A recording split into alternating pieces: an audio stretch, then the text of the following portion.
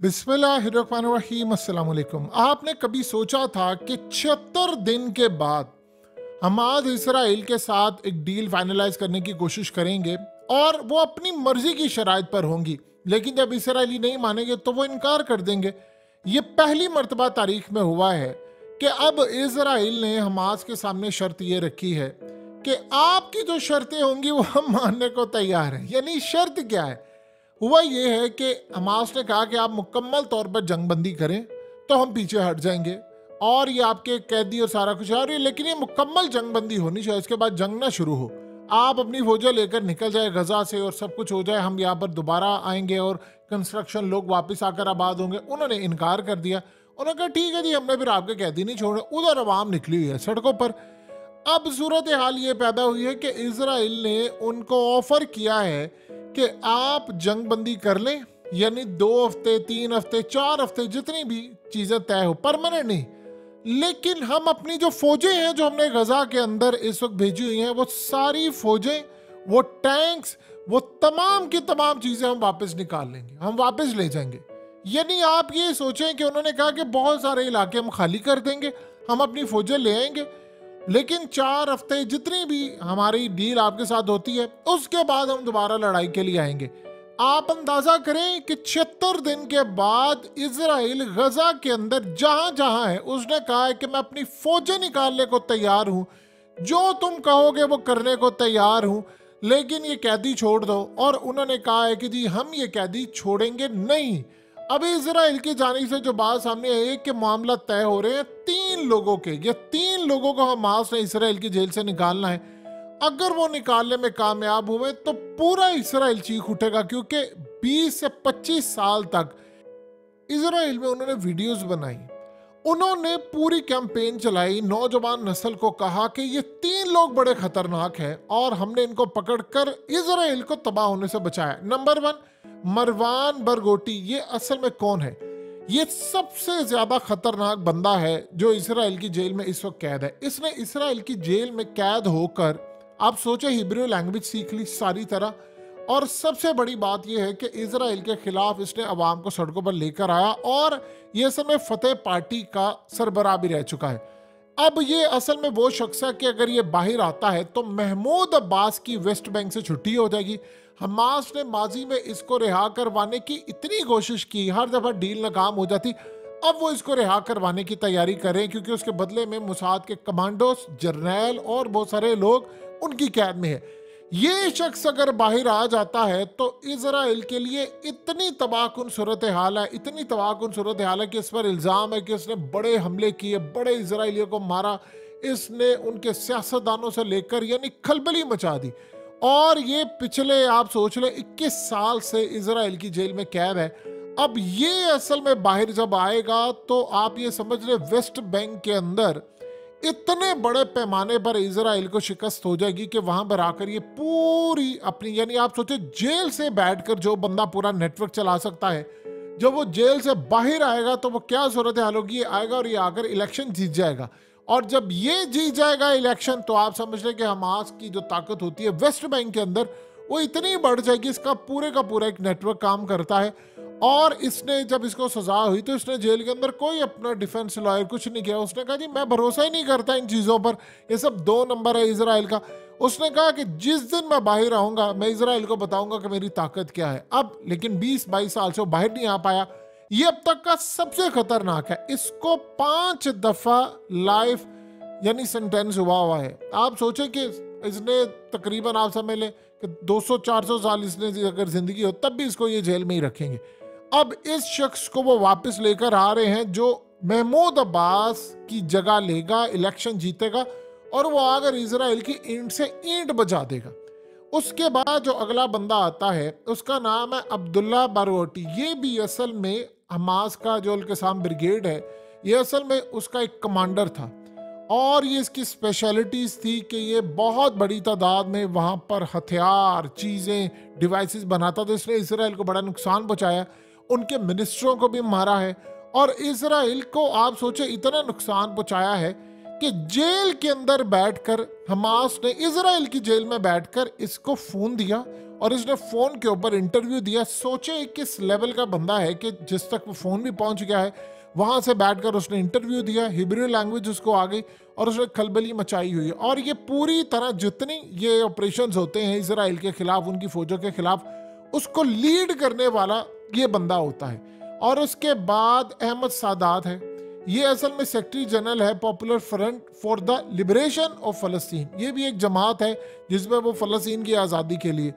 अब ये सारे के सारे वो लोग हैं जिनको इजराइल किसी सूरत रिहा नहीं करवाना चाहता। यानी आप अंदाजा कर लें कि इजराइल के लिए इनको रिहा करने का मतलब है कि ये सबसे ज्यादा तकलीफ दे बात ये होगी कि इजराइल का इस वक्त जो मोराल है उनकी फौज का और उनकी एजेंसीज का, वो जमीन बोस हो जाएगा। इतना जमीन बोस कि जिसकी इंतहा नहीं है। लिहाजा इस सारी सूरत हाल के अंदर वो इजराइल को वो डील करनी पड़ रही है जो शायद वो सारी जिंदगी ना सोचे। अब सवाल यहाँ पर यह पैदा होता है कि क्या इजराइल अपनी फौजें निकालने जा रही है, 3 लोगों को रिहा करवाने जा रही है जो कि इजराइल की कमर तोड़ कर रखने को तैयार है। देखिए, सबसे बड़ी बात यह है इस सारे मामले के अंदर अभी तक हमास ने इस डील को फाइनलाइज करने का कतई कोई इशारा नहीं दिया। यानी उन्होंने कहा कि हमारी एक ही बात है कि आप एक तो ये कैदी हम वापस लेकर जाएंगे, जंग परमानेंट बंद हो। अभी इजराइल ने पहले कहा था कि भाई हम सिर्फ 1 हफ्ते की जंग बंदी करेंगे, इनकार हुआ। फिर 2 हफ्ते, 3 हफ्ते, 4 हफ्ते, वो भी इनकार हुआ। अब साथ उन्होंने ऑप्शन दे दिया है कि 3-4 हफ्ते जो होंगे उसमें हम इलाके छोड़कर चले जाएंगे। यानी गजा के अंदर हम जिन इलाकों में जाएंगे वो छोड़कर चले जाएंगे। जाहिर सी बात है जब वो छोड़कर जाएंगे तो वो डिवाइसेस, जासूसी आलात, ये सब कुछ लगाकर जाएंगे कि मॉनिटरिंग करें। लेकिन अब तक की सूरत हाल ही है, मिसाल के तौर पर अगर हम ये मनाजिर देखें कि जहां पर हमास के लोग हथियार बना रहे हैं सुरंगों के अंदर, तो हम एक चीज का अंदाजा लगा सकते हैं कि इस लेवल पर जाकर अगर उन्होंने सुरंगों में पूरा शहर आबाद किया है तो वो टेक्नोलॉजी में कम से कम इसराइल से 10 गुना आगे इस वक्त जा रहे हैं, इसीलिए तो अभी तक पकड़े नहीं गए। अगर ये लोग इस पैमाने पर काम कर रहे हैं तो वो जो डिवाइसेस लगाएंगे उनको खत्म करने के लिए हमास के पास पूरी टेक्नोलॉजी और ये तमाम चीजें हैं। अब इस सारे मामले के अंदर इसराइल में सबसे ज्यादा हैरान कुन बात यह है कि इस वक्त इसराइल को इस 1 इंच जमीन भी यानी आगे छोड़ना है, करना उनके लिए मुश्किल होता है। कहां पर वो पूरे का पूरा गजा, ये 70% इलाका वो कहते हैं हम अपनी फौजें वापस बुलाएंगे, छोड़कर चले जाएंगे और दोबारा लड़ने के लिए आएंगे। अगर इवन की इन कंडीशन पर भी बात हो जाती है तो ये भी इसराइल के लिए बहुत बड़ी हार है कि आप वो इलाके छोड़कर जा रहे हैं जिस पर आपने कहा जी हमने वो फतह कर लिए हैं गजा के और ये वो। यानी ये कभी हमने सोचा था कि जिन इलाकों पर इजराइल ने कब्जा कर लिया है, जिन इलाकों पर इजराइल ने पांव रख लिया, वो कहते हैं हमारे हैं। अब आप ये सोचें कि इस वक्त अगर ये डील नहीं होती, लेट से हमास ने इनकार कर दिया कि हम अपने बंदे तो लेंगे लेकिन जंग परमानेंट बंद हो, उधर आप देखिए कि इन्वेस्टिगेशन शुरू हो गई है कि इसराइल की फौजों ने जो अपने ही जो कैदी थे हमास की कैद में या किस जगह पर थे वो मारे थे। उसमें पता ये चला है, रिपोर्ट सामने आई है कि इसराइल की फौजों ने बड़ी तादाद के अंदर अपने जो कैदी हैं वो मार दिए हैं और उन्होंने जो ऑर्डर लिए थे वो हाई कमांड से लिए थे कि भाई जो बंदा है सामने मार देना है क्योंकि हमने किसी को नहीं छोड़ना। ये इसराइल के लिए इतना बड़ा झटका है कि एक तरफ इन्वेस्टिगेशन खुली हुई है वो वाली, अल्टीमेटली हालत ये हो रही है कि इसराइल को ये जंग बंदी करनी पड़ेगी। लेकिन उनके ऊपर इतना ज्यादा प्रेशर है, इतना ज्यादा प्रेशर है कि अगर ये जंग बंदी होती तो इसराइल पूरी तरह तबाह होगा, क्योंकि यमन तो उनका गला दबाने के लिए पूरी तरह तैयार है। उधर आप ये देखिए कि यमन ने क्या कहा है, उन्होंने अपने लोगों को कहा है कि आप तैयारी पकड़े, हम गजा में जाकर लड़ाई करेंगे। आप ये देखिए ये बात जब हो रही है तो पूछ रहे हैं कि गजा कैसे जाएंगे। वो कहते हैं जैसे हमास ने वहाँ शहर बनाया हुआ है नीचे पूरी तरह, अगर वो असला बना रहे हैं, चीजें बना रहे हैं, तो लोगों को गजा लाना उनके लिए कोई बड़ी बात नहीं है। तो करते करते इसराइल बजाय के इस सारे मामले पर वो आगे जाता, उनके लिए मजीद तबाही का मामला इस वक्त सामने आ रहा है कि इसराइल इस वक्त मुकम्मल तौर पर दीवार से लग चुका है। जब आप मुकम्मल तौर पर दीवार से लग जाते हैं तो कहानी का रुख सिर्फ ये हो जाता है कि आपका बचना बिल्कुल नामुमकिन हो जाता है। और यही एग्जैक्टली इस वक्त इसराइल के साथ हो रहा है। यानी एक तरफ वो लड़ाई करने के लिए आ रहे हैं, दूसरी तरफ आप ये देखिए कि चाइना ने इनको कह दिया है कि हमने ताइवान को फतह करना है। अमेरिका ने ये बात कह दी है कि भाई उनके पास पैसे नहीं है और वो यूक्रेन की जंग को मजीद चला नहीं सकते क्योंकि वो इसराइल की जंग में आ गए हैं। तो करते करते जो सारी की सारी सूरत हाल हो गई है वो क्लियरली इंडिकेट कर रही है कि इसराइल के साथ इस वक्त क्या हो रहा है। अब लेट से फाइनल मोमेंट्स ये हों अगर वो कहते हैं जी हमने तो ये डील फाइनल करनी नहीं है, हमने वही डील फाइनल करनी है कि हम अपने कैदी भी छुड़वाएंगे, आपसे जंगबंदी भी करवाएंगे। आप यकीन कीजिए कि इसराइल अगले 30-40 साल भी दुनिया के लिए ताकत तो बनना दूर की बात है, वो दुनिया के लिए इबरत का निशान बन जाएगा। ये शायद हमने आज से पहले कभी सोचा नहीं होगा। लिहाजा अब ये मामला जो होने जा रहा है उसके बाद आप ये सोचें कि इसराइल की फौजों का मुराल कितना गिर जाएगा कि अभी ये कह रहे हैं दुनिया को हम किराए की फौज हमें चाहिए, और वो कहाँ से चाहिए, वो यूरोप से आए, वो एम्बेसी से रब्ता करें कि जो लड़ने वाले हैं उनको कहे कि यहाँ पर आकर लड़ाई करें। तो इसराइल अपने जो कैदी रिहा करवा कर लेकर जाएगा, उन्होंने बाहर जाकर जो उधम मचाना है उसका आप लोग और हम लोग अंदाजा भी नहीं लगा सकते। कि सोचे जरा कि जिनको 20 साल में कई दफा लड़ाइयों के बावजूद भी हमास रिहा नहीं करवा पाया, अगर उनको वो इसराइल की जेलों से लेकर आते हैं और वो जेल में बैठकर अगर नेटवर्क चला रहे हैं तो वो बाहर आकर क्या हाल करेंगे। और वो भी तब जब हमास इतनी ताकतवर हो गई है कि रशिया से लेकर बाकी तमाम ताकतें उसके साथ मामला तय कर रही हैं, बात कर रही हैं। और उन्होंने जिस तरह इसराइल की फोर्सेस को 75-76 दिन के बाद गले से पकड़ा है और वो कह रहे हैं कि हम इलाके छोड़कर जा रहे हैं, ये अब तक की इसराइल की सबसे बड़ी हार होने जा रही है। और दूसरा सबसे बड़ी बात ये है कि अभी जो इन्वेस्टिगेशन खुलेंगी, एक दफा ये जंग बंद हो जाती है तो जो इन्वेस्टिगेशंस खुलेंगी, और सबसे बड़ी बात है जो फिर लोग यहाँ से छोड़ छोड़ कर मुल्क जाएंगे, क्योंकि एक बात उनको पता चल गई है कि ये लोग हमारी हिफाजत नहीं कर सकते, ये भड़के मार सकते हैं, ये बजट ले सकते हैं, फलाना कर सकते हैं।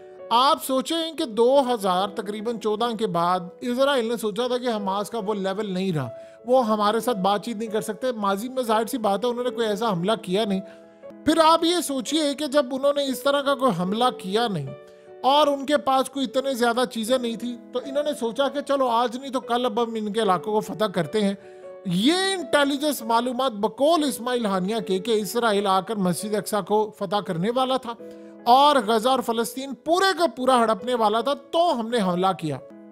आप उसका अंदाजा लगा सकते हैं कि उनकी इंटेलिजेंस मालूमात इसराइल की फौज के अंदर कितनी ज्यादा थी कि वहां से वो इंफॉर्मेशन निकाल कर ले आए कि जी ये हमला करने वाले, लिहाजा हमें तैयारी पूरी करनी है।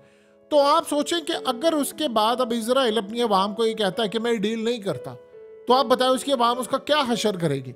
सोचे जब ये वीडियो सामने आई है जिसके अंदर वो हथियार बना रहे हैं सुरंगों के अंदर, तो सारे लोग इनसे पूछ रहे हैं कि यार तुम्हारे जो सुरंगों वाला सिलसिला था, यहाँ पर हथियार बन रहे हैं, तो तुमने अभी तक क्या वहां से फतह किया है। ये बात अभी उनको समझ नहीं आ रही। तो आने वाले वक्त के अंदर हालात ये बता रहे हैं इजराइल के हवाले से कि चीजें मुकम्मल तौर पर इजराइल के हाथ से निकलने जा रही हैं। अगर वो अपने इन लोगों को रिहा करवाने में कामयाब हो जाते हैं और वो बाहर आकर इलेक्शन भी लड़कर इलेक्शन जीत जाते हैं, क्योंकि 2 साइड पर इलेक्शन होना है, गजा के अंदर भी होना है, वेस्ट बैंक में भी होना है। वेस्ट बैंक में अगर ये बंदा जीत जाता है जिसको हमास रिहा करवा के लाएगी, तो सोचें वो अगर इसराइल का क्या हाल करेगा। और उधर गजा के अंदर इलेक्शन करवाएंगे तो हमास उधर जीत जाती है, तो फिर आप देख लें क्या हाल होगा।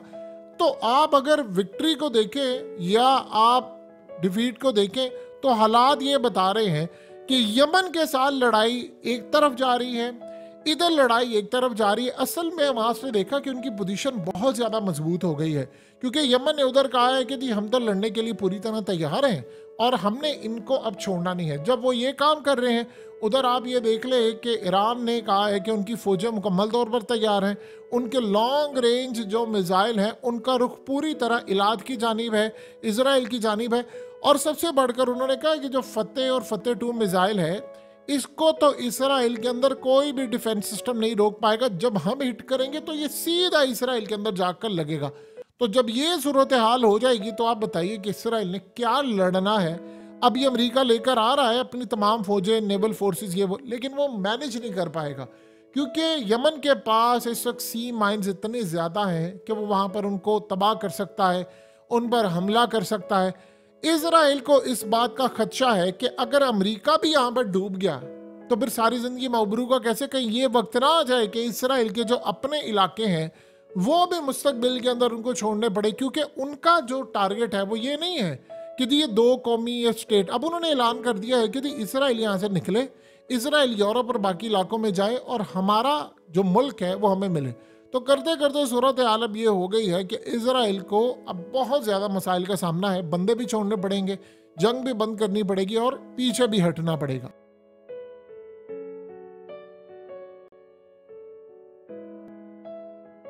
हकीकत टीवी को सब्सक्राइब करना मत भूलें, वीडियो को लाइक करें, शेयर करें और कमेंट सेक्शन में अपनी राय का इजहार ज़रूर करें।